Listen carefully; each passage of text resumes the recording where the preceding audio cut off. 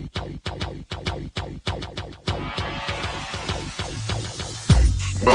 to the Odds Breakers, number one place for shared, sharp betting information.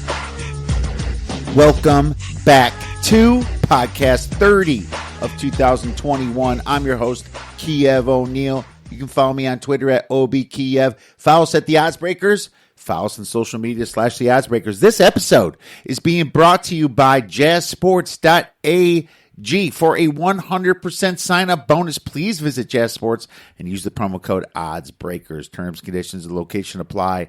If you'd like to help us out, sponsor the website and the podcast, we'd love to help you out. Please visit theoddsbreakers.com, click shop, and become a member. For $24.99 a month, you can get my premium plays before the line moves. If nothing else, please visit theoddsbreakers.com and become a free picks newsletter subscriber. My friends, the NFL draft is almost here. And last week, I promised you guys that we are going to have a great guest.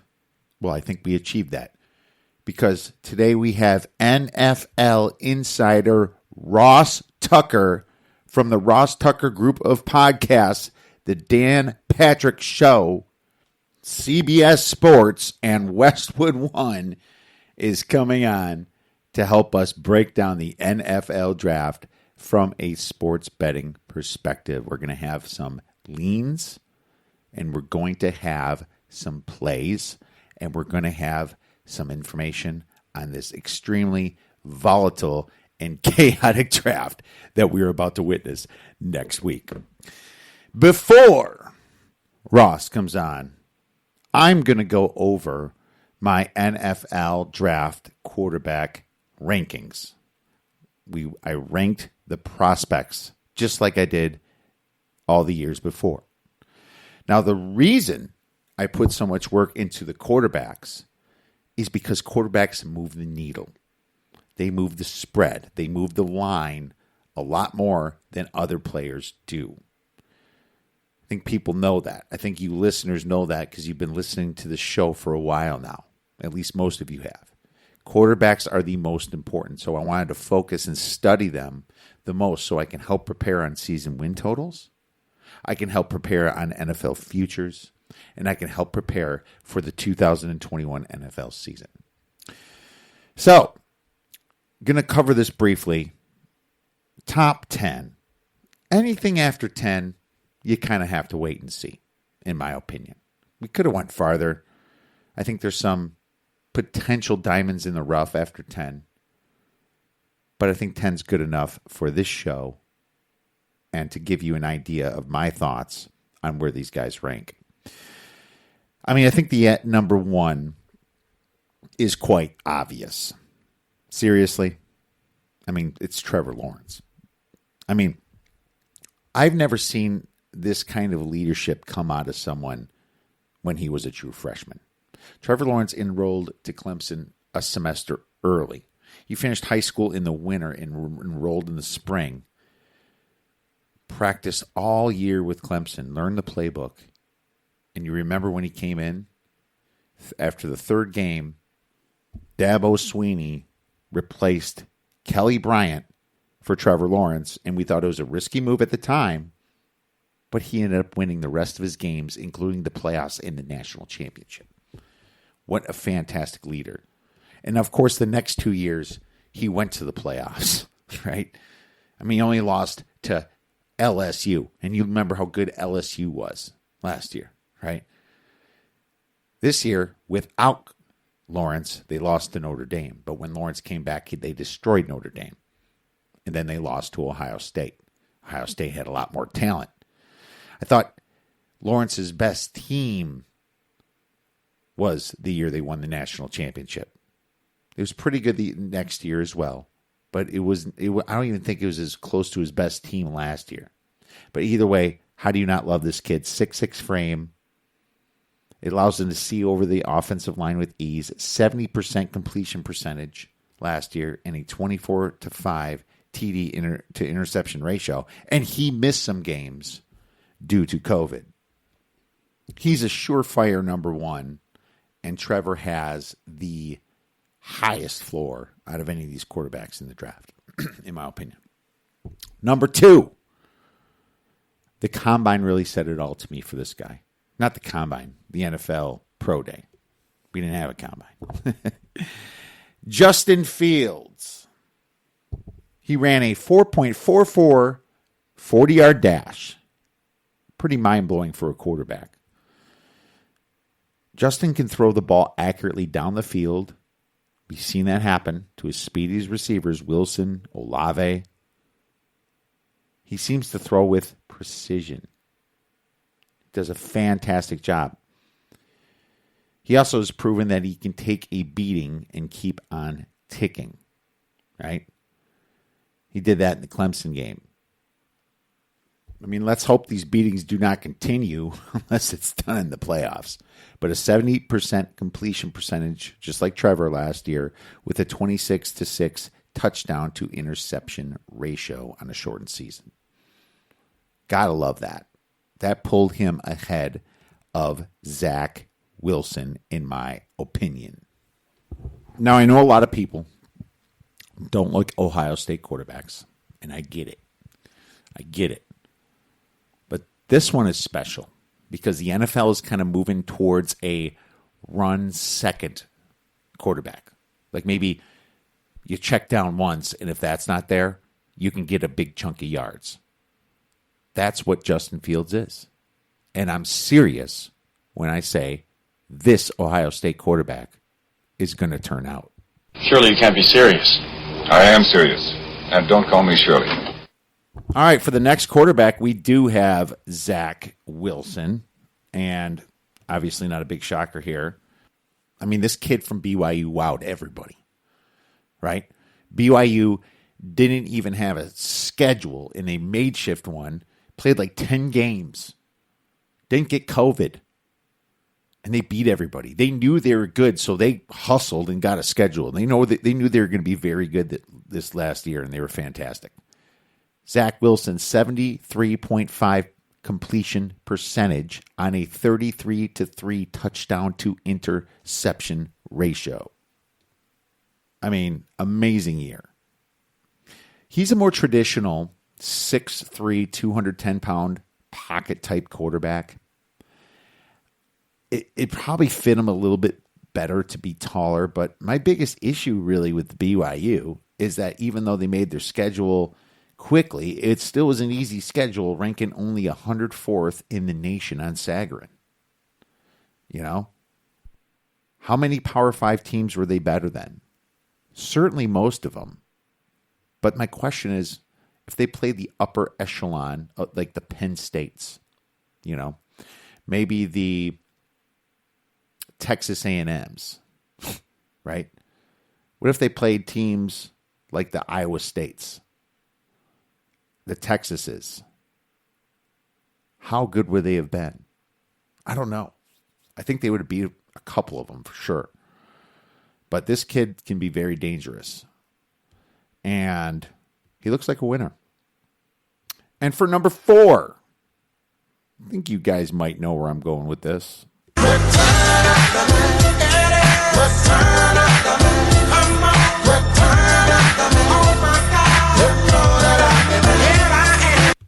Mac Jones. All right. Same problem with Ohio State guys.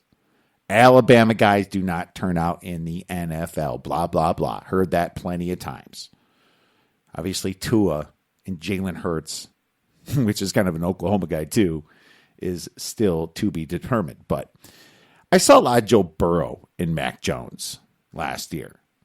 I mean, Mac was able to make some very quick decisions with some smooth checkdowns.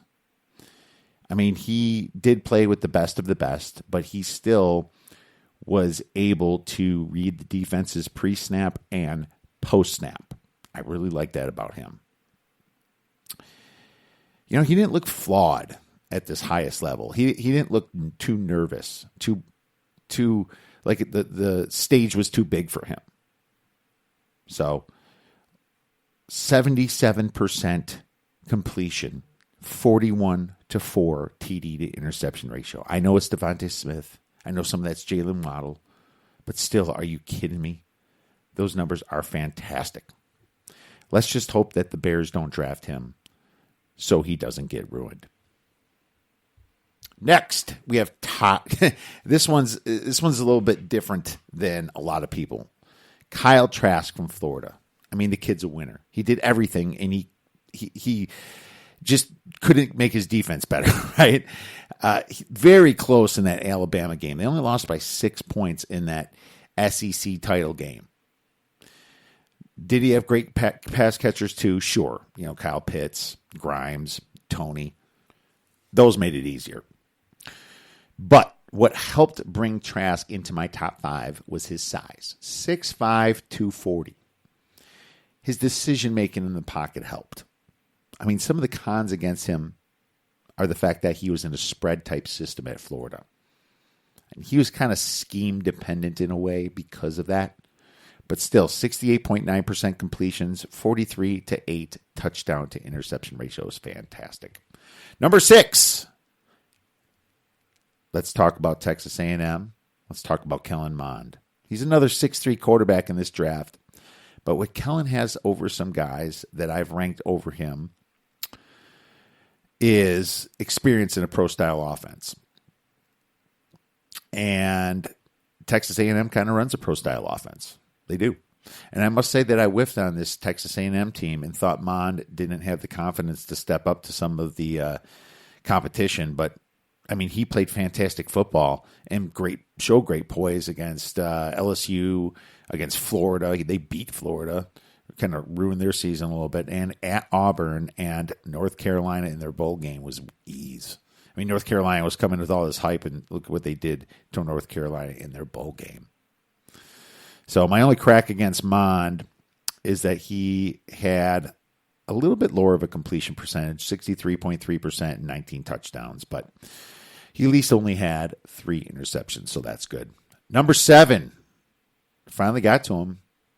North Dakota fans, please don't send me any hate mail. I'll slide into my DMs with some hate. Trey Lance. He's a good quarterback still. I mean, but I don't have him top 3, top 4 like a lot of other draft people do. He's an FCS level quarterback, right? And the whole Carson Wentz thing has gotten out of hand. I think Lance is going to be somewhat of a project. Let's face it. North Dakota State is kind of the best system in the FCS. It's not a pro-style offense. He had a huge redshirt freshman season in 2019. 67% of his passes, 2,786 yards with 28 touchdowns and 0 interceptions. I also like the fact that he ran 1,100 yards with 14 touchdowns on the ground. But I suppose his rushing yards was a little bit bigger since sacks are taken away. But Trey Lance reminds me of kind of like Jordan Love, right? But you still have to see that he was in a big program in the FCS, a program that's better than most of his competition. So that's why he's 7th for me rather than 3rd or 4th, as some other draft experts have him. Number 8, Davis Mills. Davis is another quarterback that could make some noise. 6'4", 210. He kind of quietly led the Cardinal to a nice 4-2 record last year. He screwed up some people's bets last year. 5 of his 6 games were all away from home, too. So the good thing for Mills is that he was in a pro-style offense at Stanford, and he completed over 65% of his passes over the last 2 years. His skill set translates well into the NFL, and the offense is there. He needs some improvement making decisions in the pocket, but he can be very dangerous and another good project for some teams. I like Davis Mills at 8. Number 9, I have Sam Ehlinger, and I'm going to miss this kid playing Texas football. Sam was the best thing that Texas has had over the past 4 or 5 years. The kid's got a massive heart. He can take a hit. He loves football. He can run the ball. He eats, breathes, and sleeps football. I think if Texas could have somehow kept a decent team around him without losing guys to transfers, to the NFL, to injuries, his draft stock would have been a lot higher. Sam's a nice 6'3", 230 pounds. His completion percentage dipped a bit from 65% to 60% last year, but he had some very nice performances against Oklahoma and Iowa State, only losing those games by single digits. And these teams were more stacked than Texas was, in my opinion. Texas, well, stacked when I say Oklahoma, better recruiting, but Texas, they're supposed to have better recruiting, but I don't know. Somehow those guys are not really living up to where they were ranked, So I just think Ellinger can improve. If he can improve as a pocket passer, he could be a very interesting player in the NFL. I mean, his high side's a starting quarterback. I mean, that's his upside. I don't think he's going to be like a Aaron Rodgers or nothing, but I like him. Number 10, finally, Mr. Ian Book from Notre Dame. Whose Wheaties did this kid piss on to be projected to not get drafted by most of these analysts? I mean, he only made Notre Dame extremely relevant over the past few years. He was huge versus some of those wins versus Clemson when they just destroyed North Carolina. I mean, when he hit the postseason games is his knock, right? Clemson and Alabama, great defensive play. That didn't help his draft stock at all. But he was under pressure those games. I was watching him. He didn't have a lot of time to develop anything there. And I thought that Brian Kelly kind of dropped the ball a little bit coaching against those big teams. But he's smaller. 6 foot, 212, flat-footed. He's not going to outrun too many people. Ian's 65% completion percentage and 15-3 TD to interception ratio looks pretty good on paper, but he did have an easier ACC schedule. So that's why he's not, projected high. But one thing I noticed watching him is that he can throw the seam route. That's very important in the NFL. He can check down to his other receivers, to his tight ends. He came from a pro-style offense. I like that. I also like the fact that he seems to have a decent ceiling, I mean, who else was small that got a lot of flack for it that looked kind of the same as him coming out? Drew Brees from Purdue. I'm not comparing the two. Please don't think I am. But still, that's the max upside that he could ever have. But with a kid that works hard and his determination and playing at Notre Dame like he has, I wouldn't be shocked if he steals a starting position at some point here. So he is my number 10. If you guys have any disagreement or agreement with these rankings, please feel free to tweet us at the Odds Breakers. Without further ado, let's get into the NFL draft with Mr. Ross Tucker. Now I'm very excited to bring back a former NFL player and Princeton University two-time academic All-American. You've heard him broadcast football games for us every single weekend, the Dan Patrick Show, and of course pertaining to this audience, Even Money, the Ross Tucker Football Podcast, and the College Draft. I'm very excited to welcome back NFL insider Mr. Ross Tucker to the show. You can follow him on Twitter at Ross Tucker NFL. Ross, thanks for coming back to the Odds Breakers, and a huge congratulations to your success, man. You're literally everywhere. Well, Kiev, I really appreciate you having me. Thank you for saying that. And yeah, I was looking forward to getting back on your show. I got to get you back on the Even Money podcast soon as well, because we're rolling with that one. Steve Fezzik does a tremendous job. And I remember him saying to me after you came on last year how impressed he was by you. He doesn't say that about every guest I bring on. Steve has a very high standard as the only two-time winner of the Super Contest at the Westgate. So he knows all the math, and he can tell the guys that don't really know the math, pretty quickly. I've softened him up a little bit, but he's awesome on the Even Money podcast. So I appreciate you having me. And yeah, man, it's so funny, Kip. I thought if you would have told me in August, Ross, you're not going to get a chance to broadcast any games this season, I would have accepted that, right? I thought college football was dead in the water. I didn't know for NFL if Westwood would be doing the games on the radio. I didn't know how that would work.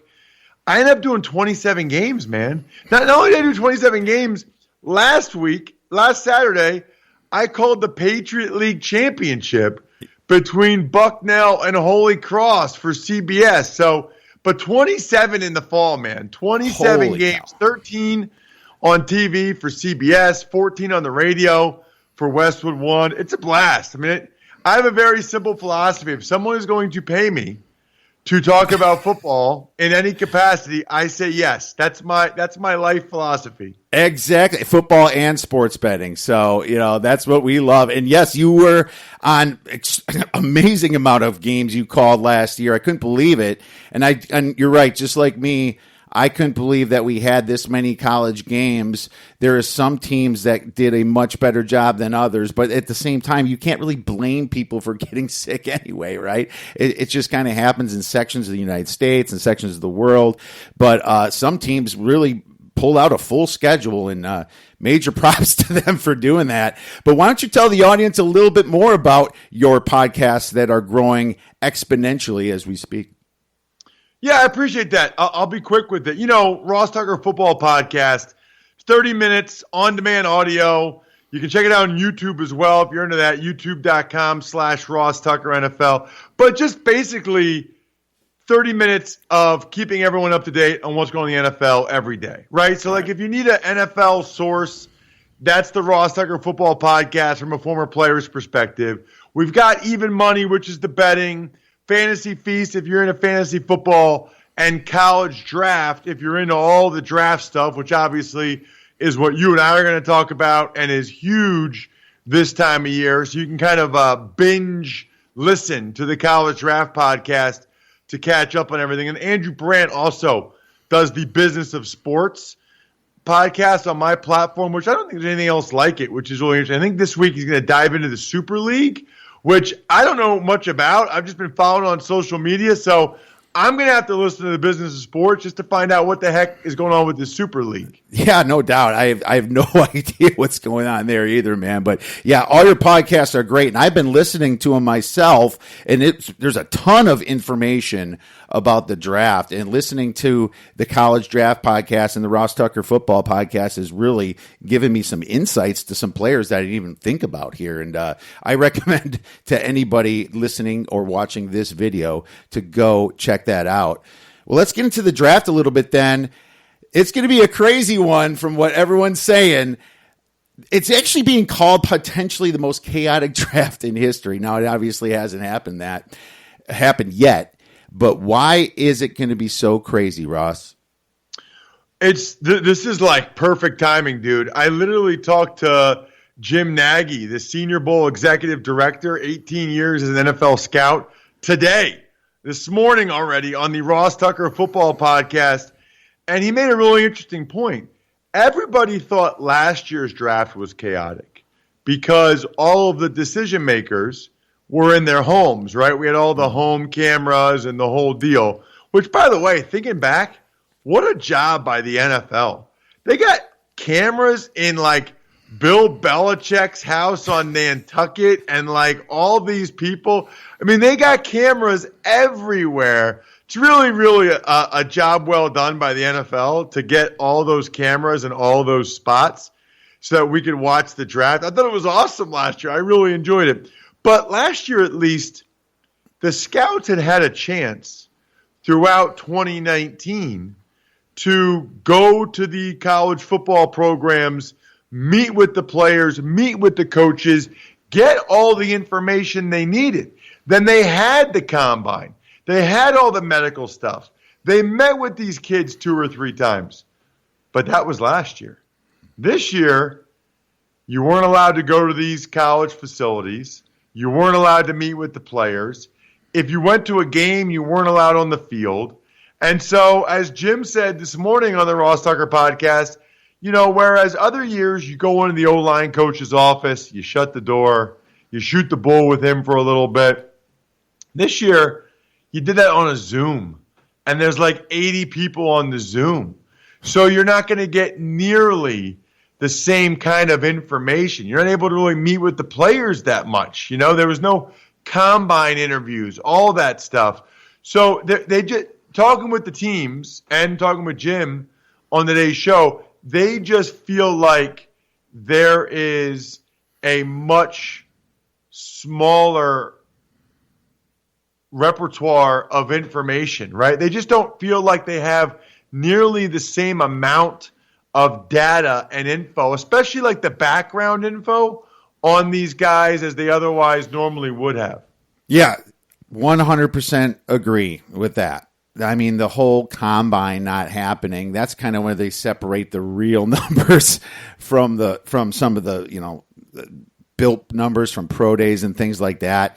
And the way I prepared is I just tried to look as many pro days as I actually could to get some of that information, Ross. And just having players sit out last year really throws off my numbers, because now you're comparing guys that played the same position last year to a wide receiver. Like for LSU, we got Jamar Chase. He's competing against the same receivers on the same team, for a draft position. Now, we already know that Jamar Chase is going to be a high draft pick, but you just have so many other variables out there.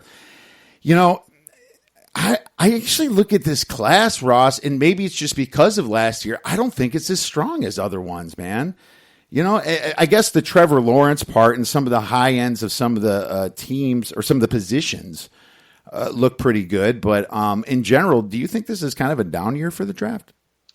Well, I think there are still some really strong positions, but I also think there are some positions that are down. One thing I hadn't thought of, and Kalen Kaler did a good job finding this out, less than 700 guys have signed with agents. The last 2 years, it's more like 1,800, 1,900. So a lot of guys are taking advantage of the extra year of eligibility that college football gave them. A lot of them are going to the transfer portal. So rather than going to the NFL, now, in fairness, most of these guys are probably later round picks and undrafted free agents. I don't think it's affected the top 3 rounds that much. But there are guys, Chris Olave probably would have been a first-round pick. He went back to Ohio State. There are other guys that are in that situation, certainly, that went back to school. I just think it's more of a depth thing at a lot of positions there just aren't as many guys eligible for the draft. Yeah, that's very true. And, they also want to try to improve their own draft stock in this situation, So good call on that. Let's get into a little bit more about the positions in the draft since we brought them up, Ross. So, actually, before we get that, I like to cover the teams that are going to be trading up for a quarterback. That's what I want to cover next. I have 2 teams that I circled that very much could trade up for a quarterback. Very probable of that happening, in my opinion. Then I have a couple teams that look like maybes to me. And I'll just tell you mine right away. New England and Denver. Denver has a new GM there. Denver knows that they've whiffed on quarterbacks, and rumor has it they've been trying to trade Drew Lock over the offseason here. So there's some potential that they might try to go up and get a Trey Lance or possibly a Mac Jones. And New England, we've never seen this from New England, the amount of free agency moves that they've made. I think they realized that they had a gift better than they even thought during the Tom Brady era with Tom Brady. So I wouldn't be surprised if they go crazy here and trade down themselves. So those are my 2, I guess, highly probable teams to trade up. And my other 3 are Chicago. Who knows what they're going to do with Pace there? Washington. I don't think Washington's completely set on quarterback with Fitzmagic. I think they're going to roll with them, but who knows what they're going to do in Detroit. What are your thoughts about that? Well, yeah, I mean, after you said New England and Denver, the 2 that came to mind for me, definitely Washington and Chicago. I can see them potentially jumping in front of the Patriots if one of these top 5 guys falls. I don't think they would go into the top 10. I just don't think they want to trade that many assets.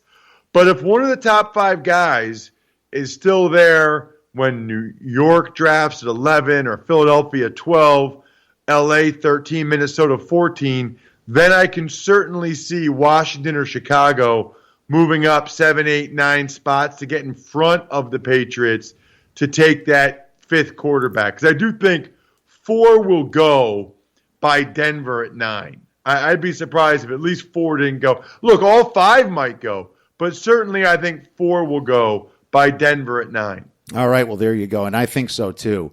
I did a mock draft myself. Well, I've been working on it, and I'm almost finished. But, of course, this thing's going to change about 5 or 6 times before the chaos happens. And I think any mock draft is not even going to be close to accurate because I think there's a ton of teams that want to trade down. I don't know if they're successfully going to trade down, but I think that there's a lot more teams that are just kind of scratching their heads on these positions. And I think when we get into the strengths of these positions, we can talk a little bit about that. Starting out with the first question here, which position group do you think, or groups, are the strongest in this draft? Yeah, I don't know that I'm breaking any news here, but I would say wide receiver and O-line. O-line might not have that many like studs, like top 10 type guys, but there's a lot of depth, both the interior O-line and the tackles. There's a lot of guys, second, third round, et cetera. But even so, I think a lot of these guys will end up going in the first round. I mean, I think you'll see 5, 6, 7 O-linemen in the first round. And then of the wide receivers, we already knew about that. And everybody knows the top guys, you know, Jamar Chase, the Alabama kids. But there's a lot of guys. I mean, if you watch college football, Rondale Moore from Purdue, Elijah Moore, Ole Miss, Rashad Bateman, Minnesota, Kadarius Toney. Like, you can go on and on. The 2 Louisville kids, Terrace Marshall from. I mean, it is really incredible how many good receivers there are. And I think a lot of that is because of 7-on-7 football. You know, and these kids have been playing receiver a lot earlier in their lives. You know, anybody that's a receiver in college, a lot of them used to be running backs growing up or quarterbacks because they wanted the ball in that kid's hand all the time, right? When they're trying to win games, Pop Warner, junior high, it's a little bit different now. I think kids know being a wide receiver is cool. They throw the ball in junior high now and 7-on-7s, and I think that's why you're seeing, you know, it seems like every year in a row now, we've got a lot of good wide receiver types. And the kids just got to be trained to complain a lot when they get to the NFL if they're going to be a receiver. I'm glad you mentioned wide receiver because I got some beef about wide receivers that we're going to discuss here shortly from the 2020 NFL draft, Ross. I agree with you. I wrote down offensive line and wide receiver, and I kind of put quarterbacks there just because they're pretty strong with the 5, and I'm not. I still would rank it offensive line first, wide receiver for sure. So 100% agreement with you on that. Which position groups are the weakest? Defensive tackles, really, really bad. I mean, there's not much of a top end, and then there's not a whole lot of depth either. It's kind of interesting because that's a position where we have seen a bunch of good players recently, but, you know, there might not be one that goes in the first round. And then even the guys, you know, like Ozariki from Washington, Barmore, Alabama, you know, okay, second-round pick, but there's not a lot of depth after that. So defensive tackle, I really believe, is, like, historically bad. And I think tight end's pretty bad, too. I mean, Kyle Pitts is maybe the best tight end prospect ever. He's certainly way up there. I think Pat Fryermuth, Penn State, Tommy Tremble, Notre Dame are pretty solid. But then even after that, it drops off. And I think part of that is there's a lot of teams don't really use tight ends that much. Like, you watch college football, there's just not as many of them, right? It's like go to the grocery store, or there's just not as many of them. Yeah, what happened to the 2 tight end sets with the Patriots? They used to run, you know? Well, they're doing it again now that they got Jonnu Smith and Hunter Henry. Yeah. It's, you know, in the NFL they still do it. There's just not that many in college. Yeah, and so they take a chance on them later. And I do agree with you. As a matter of fact, I thought tight ends were somewhat weak last year after Kmet. It really dropped off. And yes, I do agree. Pitts is the greatest tight end prospect that I've seen come out, but it just really drops off after that. I put safety there too. I'm not sure if there will be a first round pick in this under the safety. Nothing blows me away. Now, are they somewhat deep? Probably, but I still think the position group is a little weak. And I did write interior defensive line, so 100% on there. And I wrote edge rusher. And I guess that would be my fourth. But nothing, I mean, I guess maybe I'm spoiled on Nick Bosa and Chase Young. You know, maybe I'm a little spoiled about Josh Allen and those groups that came out. But I'm just not seeing any edge rushers that necessarily blow me away. I mean, one of the top guys ran a 4.37 40 at 260, Oa from Penn State, and he didn't even get a sack last year. You know, so what's going on with that? But you have 100% agreement from me on the defensive line as well. What position groups are the deepest in this draft? Something that maybe, you know, I'll be like, yeah, I kind of need it, but I can wait for it type thing. Yeah, well, it's actually the same answer, I think, to the strongest in the draft.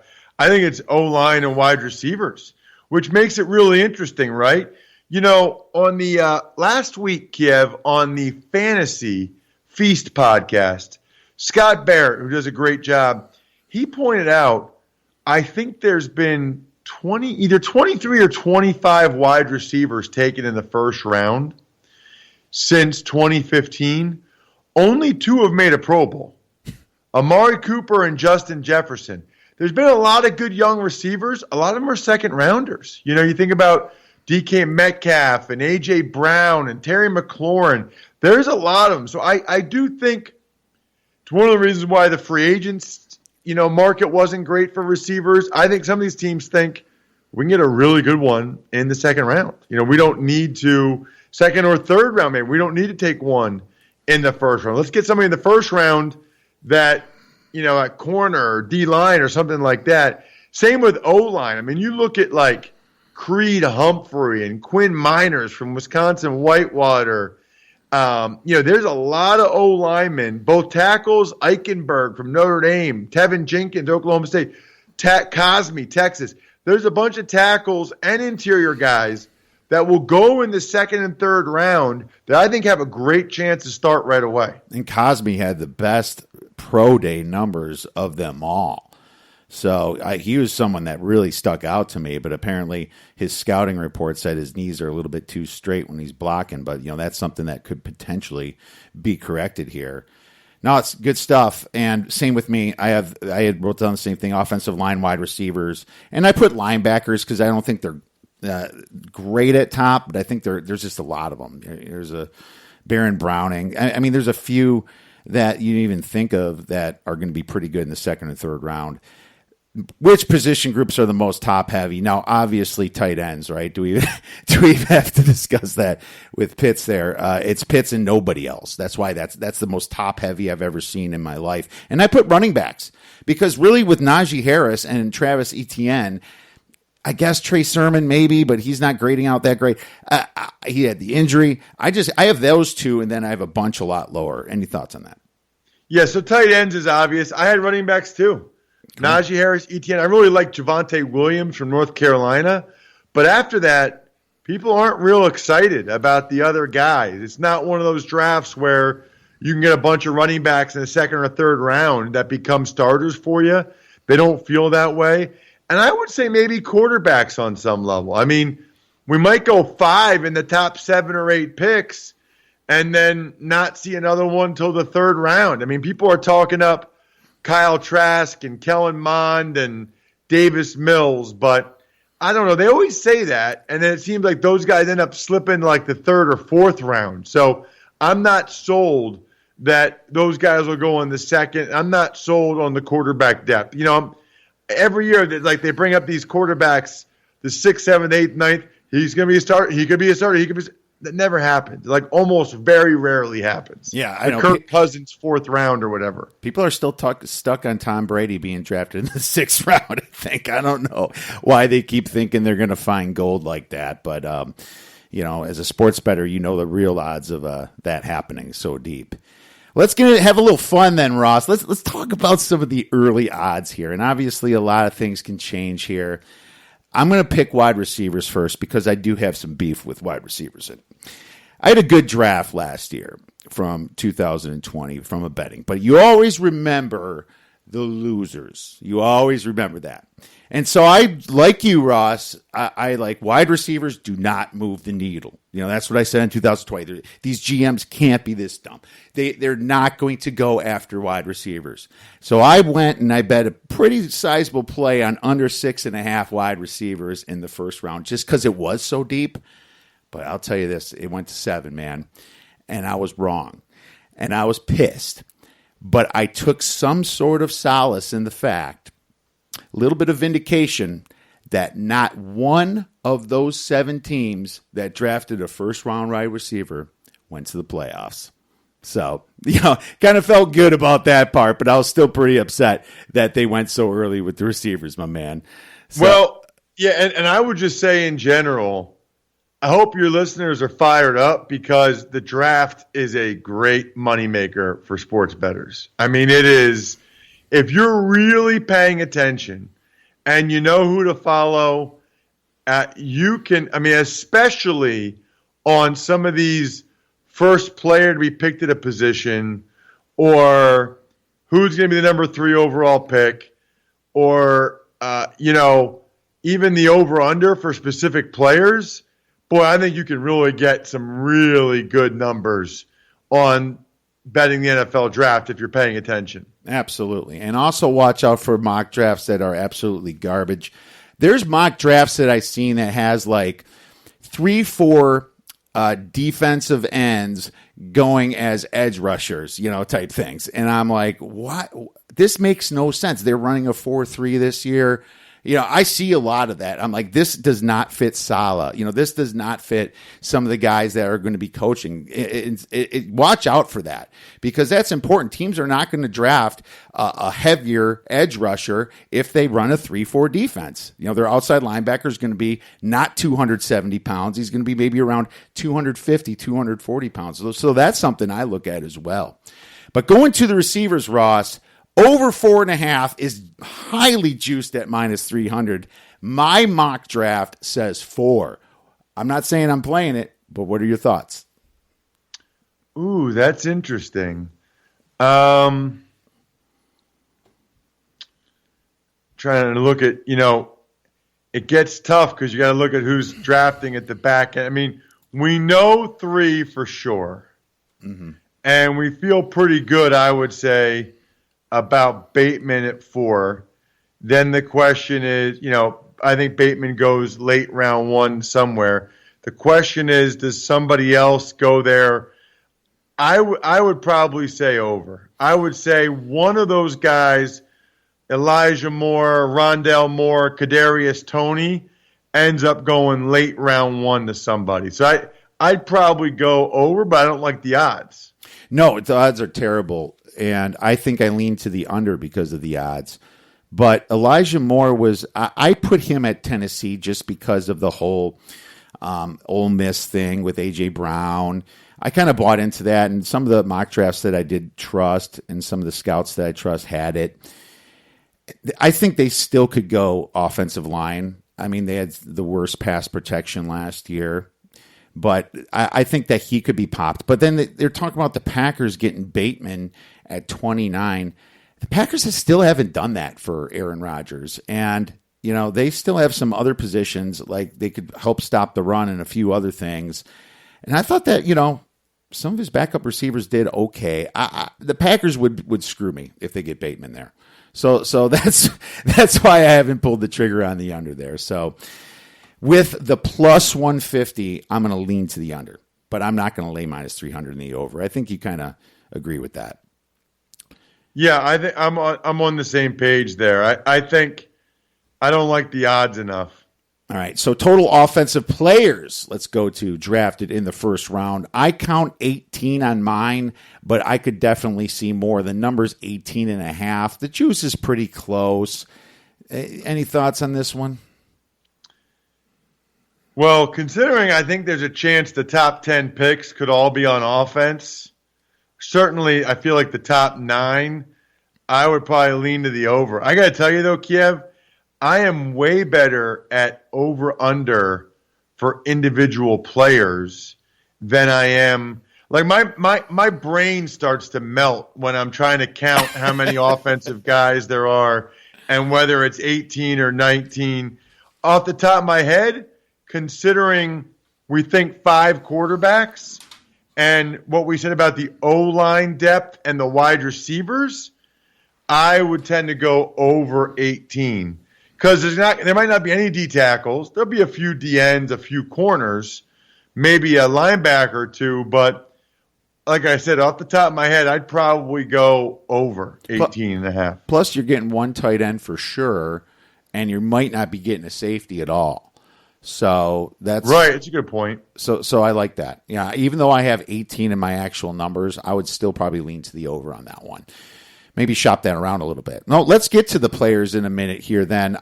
Real quick, I think that the Steelers could draft Najee Harris, so I will lean to the over on running backs. It's it's one half of a running back, so minus 250 to the over. I think the Steelers mentioned that they're going to improve their run game coming into this draft, so that's a big potential. And I think they like to draft best player, and I think Najee Harris has proved how good he was. And I'm gonna say safeties. I'm gonna go under on. I know it's a half, but I'm getting plus 150. I can't guarantee anyone's going to grab a safety here, Ross. Any quick thoughts on those two before we move to positions? Yeah, I'm with you. I like over running back. I do think one of them sneaks in at the bottom of round 1. And under safety. I think you're on the right. I feel better about you know what? That Trayvon Moehrig kid from the Chiefs, from TCU, people really like. I don't know. I think those are good numbers. I think half is the right number for both those positions. Yeah, I think Trayvon Moore does stick out a little bit, but I don't think anyone's going to try to shoot for him. I think it's when somebody sticks out a lot and that's why I like the running backs. If somebody sticks out a lot, it's like, well, I need a running back, but I don't want any of the other bottom ones. I need one of those two. Then they're going to move up. This could be like a Clyde Edwards-Helaire situation, right? You think the running back number was good until it wasn't at pick 32 last year. So this very much could happen in this draft as well. Well, linebacker, I have, offensive lineman, my number is 7 and the number 6.5, and it's juiced to the over, so I'm not touching that. And cornerbacks, I have 4 exactly, and the number's 4. So we'll move on. Let's go to some of these players then, my man. Let's start out with Devontae Smith. Since he was so great in the championship game, his draft position is 11.5, over or under, Ross?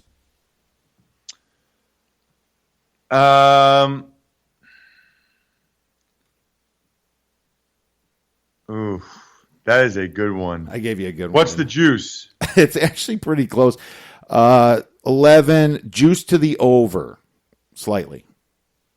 Minus 130, minus 110, but those numbers should go lower because these are just openers.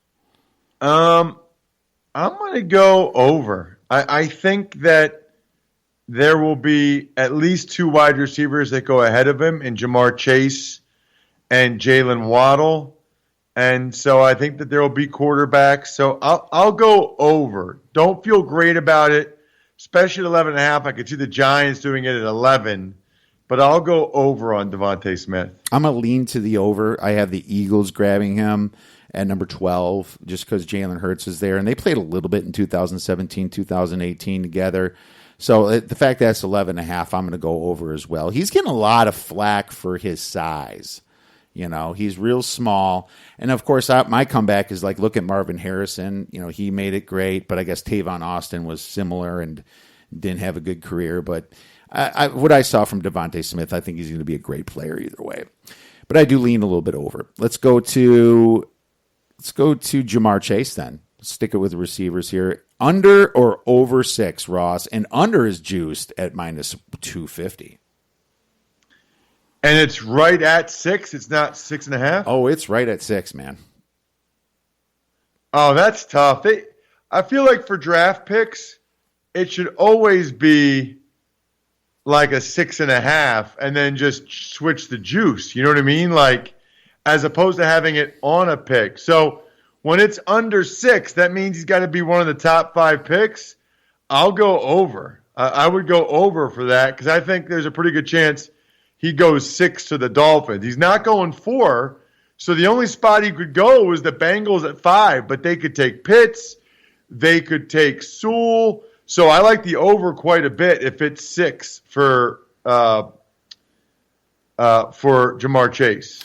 Yeah, they should have the hook on all these, Ross. I agree. That way we're either winning or losing. Nobody likes to push in this business, right? So there you go. And you know, it's juiced to the under, so hell, put it at 5.5 because I like the over, Ross, and I like the over because everyone's saying, I think the whole correlation with, him playing for Joe Burrow. Joe Burrow's going to pound his fist again. It's like, first of all, quarterbacks, just like Patrick Mahomes said in his interview, if they're asked their opinion, they're going to talk about it. They're not going to go to their coach and start bugging them to draft someone this early, especially as a rookie coming off knee surgery. And the whole knee surgery thing makes me even more sure they're going to draft Sewell at this position. Why draft another receiver when you got T. Higgins from last year? Boyd is doing a fantastic job. I'm taking the plus 170, man. I think there's a very good chance this thing goes farther here. And I got Jamar Chase going number 8 to Carolina, to replace Samuel. Wow, who do you have the Dolphins taking at 6? I had them trading, I think. Hold on. No, I am at 6. Kyle Pitts. I got Pitts. Oh, wow. Who's going at 4? He's going at 4. I did a mock trade. I traded Denver down to grab a quarterback, and I think. Okay. I think that, well, look, if the Falcons take a quarterback or trade, then the way you laid it out is very realistic.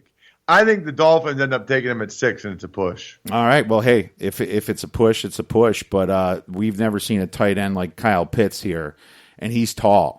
He's a guy that can get it done. And the Dolphins aren't that great. I think Gesicki, is he still there? At tight end. I mean, they still have Parker there. Didn't they just sign Will Fuller too? Yep. Well, there you go. It's Pitts. Come on. It's right until it isn't, right? So let's move on. Let's get in. I'm going to give you one here that I do have another play on, and it's Bateman. Bateman at 26.5 is the number, over or under. The juice is pretty close. Ooh, that's a good one. So if he's at 26.5, by the way, they'd be very surprised if it's not at least 4 receivers in the first round. Yeah. Right? Oh, yeah. 26.5. Yeah. I think I'll go over. I went over. I'm just looking at these teams. I'm not sure. I guess the Bears or Washington, I guess some of his teams could take him, but I'll go over and think that he lands with like Baltimore or the Packers or someone like that. I won't be shocked if Ryan Pace picks a receiver and screws up my bet here, but we're going to go over as well on Bateman just because I don't think that there's many teams that are going to try to reach for after the top 3. I think there's so many guys out there. There's Rondale Moore, there's Grimes, there's Tony. There's just so many receivers that you can get in the second round. Why would you reach for them? And plus, the Packers can still get him at 29. And maybe if I did take the under 4.5, I would lose that, but I would at least still win the over on Bateman here. I think that number's wrong. I think that number should be higher. There's just too many receivers out there. I'm taking the over. Rashawn Slater, someone in your backyard here, Mr. Offensive Lineman. Rashawn Slater from Northwestern, 10.5, Ross. The number is juiced to the under at minus 175.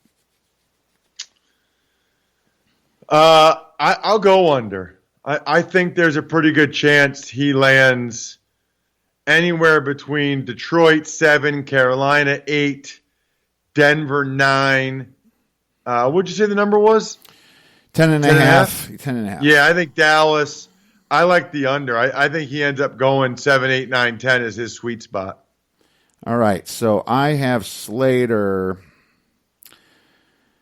I have him at 13, but I'm not super confident about it. A lot of people have him as the second best offensive tackle or / guard, right? They say he can play both positions here.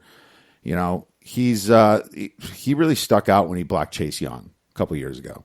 He really did. He was one of the few in the Big Ten that kind of, I guess, contained him slightly. No one stopped him, but he did a good job there. I also like the 4.9140, 4.45 shuttle for a big guy like that. So pretty good pick there, whoever's going to get him. A couple more let's do, because we only have a few more minutes. Trey Lance, 6.5, juice to the under, -165. Well, that's a tough one. I think I'd go over. I don't think the Niners are going to take him at 3. I don't think Atlanta does it at 4. Maybe somebody trades up, but I think he's in that 7, 8, 9 Detroit, Carolina, Denver wheelhouse. I'll go over. All right, so I have Denver trading down, but I don't know if they're going to get Mac Jones or I put Trey Lance, but I can see them doing Mac too. But I also see the Patriots trading up for Mac with the Lions. So I'm going to go. I'm a slight lean to the under. It's juiced to the under, so that's what they're telling you. But I have no strong opinion on that one. Let's go with Kyle Pitts, 5.5. I'm going under. I think he's the 4th or 5th pick in the draft. I mean, he might go 6th, but I don't think Atlanta's going to take a quarterback. I think Pitts is the best player in the draft. I think he goes 4 or 5. I'm going to lean under, and I do have him going. No, I have him going 6, actually. So, no play. Here's the thing. If I'm going to go over on Jamar Chase and under on Pitts, I can lose 2 bets here. So I don't need to overexpose myself on these two guys because I think these are the 2 best pass catchers in the draft, right? And, well, as far as, this is a tight end we've never seen before. So that's my thoughts on that one. I'm probably going to lay off. Let's go with, let's go with Caleb Farley. He's a highly regarded cornerback here. 2nd on a lot of people's lists, maybe 1st on some. 23.5 is the number, even juice.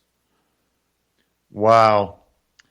And that is one where, Kiev, if you were paying attention, you could have gotten a much better number a few weeks ago. As soon as you knew he had the 2nd back surgery, you could have hammered the under. The over. As soon as that came out, I'm all over the. I was all over that right when it happened. Now, I'm not quite so sure. 23.5 is. You're getting down to the point where I think he's about ready to get drafted right around there. That's probably a no play for me. If anything, I would still lean over. I would still, he's talented, but 2 back surgeries, that's concerning. Yeah, certainly concerning. I don't know what the Cowboys are going to do. They're at number 10. They scare me because they make bad picks all the time. So maybe they go and get the guy with back surgery here at Caleb Farley. I don't know. But I'm going to lean to the under. It's just a little too high for me. So I'll disagree with you on that one. Let's do one more here. And I'm not going to. I want to find an easier one. These ones have been tough, Rust.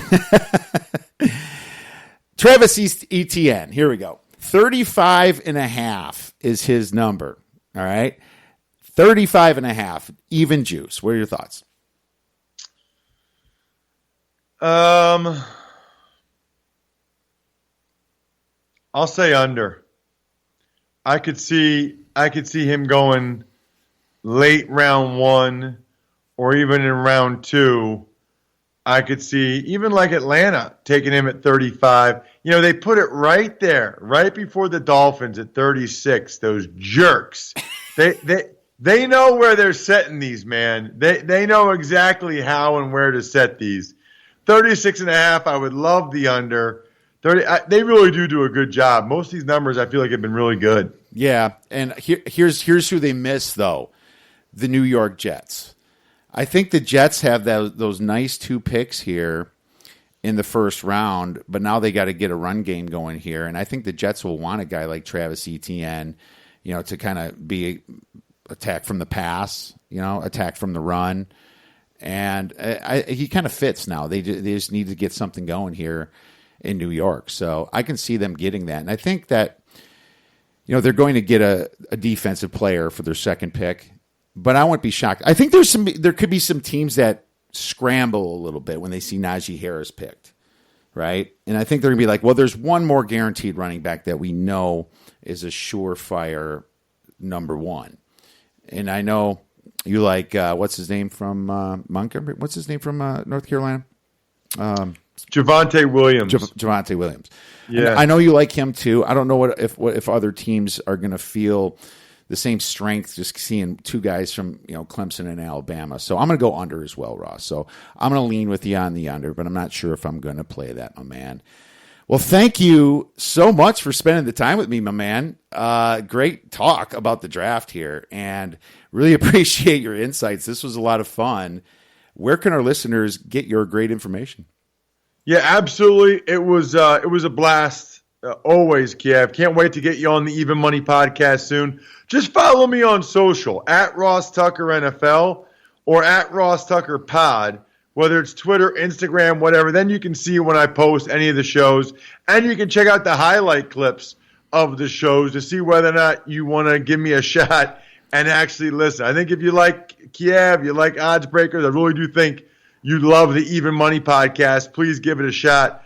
Fezzik is amazing.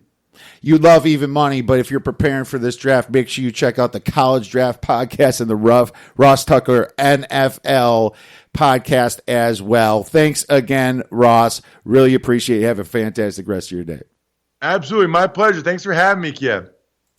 My friends, thank you so much for listening to this podcast. I hope you got some great knowledge for the NFL draft coming up next weekend. If you have any questions about some of the line moves that we're going to see, some of the changes that we're going to see in the draft when some trades are made, please tweet us at the Odds Breakers. Make sure you check out Ross Tucker and his group of podcasts. Just follow him on Twitter at Ross Tucker NFL. My friends, we are going to have a UFC podcast coming up later this week to cover UFC 261. Everybody enjoy the rest of your week and go get some winners.